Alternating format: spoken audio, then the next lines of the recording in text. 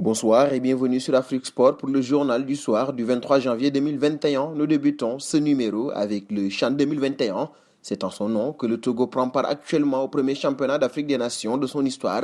Cadre de la sélection locale et aligné durant les qualifications, Kossi Koudagba est décédé à l'âge de 25 ans en juin dernier suite à une crise de malaria. Alors évidemment, lorsque les éperviers A-Prime ont inscrit le premier but de leur histoire dans la compétition, ils se sont dirigés vers le staff pour récupérer et brandir un t-shirt à l'effigie du défunt.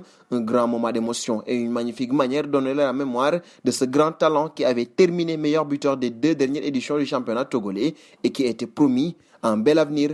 Et nous passons à Andy Delors. Il est désormais fixé.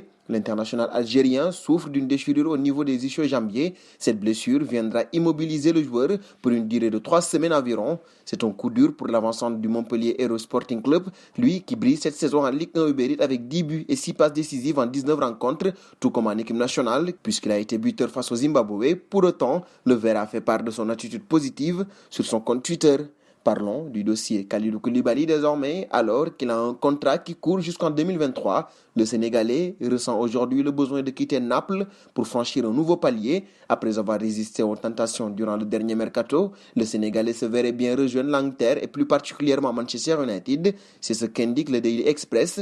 L'actuel leader de Premier League reste intéressé par le vice-champion d'Afrique, mais le coût de ce dernier pourrait poser problème. Les partenaires PU restent très exigeants pour leur sociétaire. Aurelio De Laurentiis, le président du club, demanderait même 110 millions d'euros pour sa libération. Pas sûr que les Red Devils consentent à faire un tel sacrifice. Et nous filons en France avec la Coupe de France.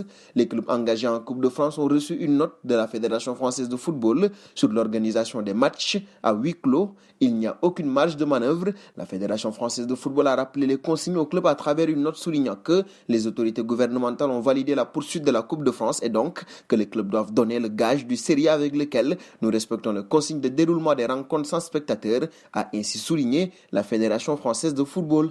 Et nous filons au PSG dans un live sur le réseau social Periscope. Romain Molina a littéralement dézingué le directeur sportif du PSG, Leonardo. Le journaliste donne une image très dégradante du Brésilien qu'il assimile à un dictateur. Selon Molina, tous les salariés, mais aussi les joueurs détestent Leonardo. C'est notamment le cas du gardien Keylor Navas qui a failli en venir au mai avec son supérieur hiérarchique.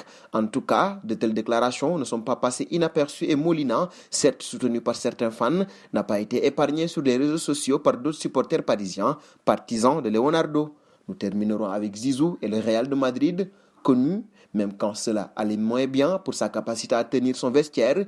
Zinedine Zidane est désormais en difficulté à ce niveau. Diario Gol dévoile que, par message interposé ou directement, Isco a expliqué que l'acharnement de Zidane à son encontre lui était insupportable. Même constat chez Vinicius Junior, qui ne se sent pas soutenu par son entraîneur quand il en a besoin. C'est le cas aussi de son compatriote Rodrigo Goss, qui déplore d'être toujours le dernier choix de Zidane en attaque. Enfin, en discussion avec la direction pour partir à Arsenal, Martin Odegaard a dit tout haut ce qu'il pensait du champion du monde 1998 à son président et de l'incapacité de Zidane à lui faire confiance. Des demandes claires donc de la part de plusieurs joueurs, même si ce ne sont bien évidemment pas des cadres du groupe madrilène. Ils demandent le départ de Zidane. Et nous arrivons au terme de ce journal que nous fermerons avec la question du soir. Isco, Vinicius, Rodrigo et Odegaard ont-ils raison de demander un départ de Zidane? Vos réponses seront attendues en commentaire. En attendant, n'hésitez pas à vous abonner sur Afrique Sport. C'est pour ne rien manquer du football continental et international.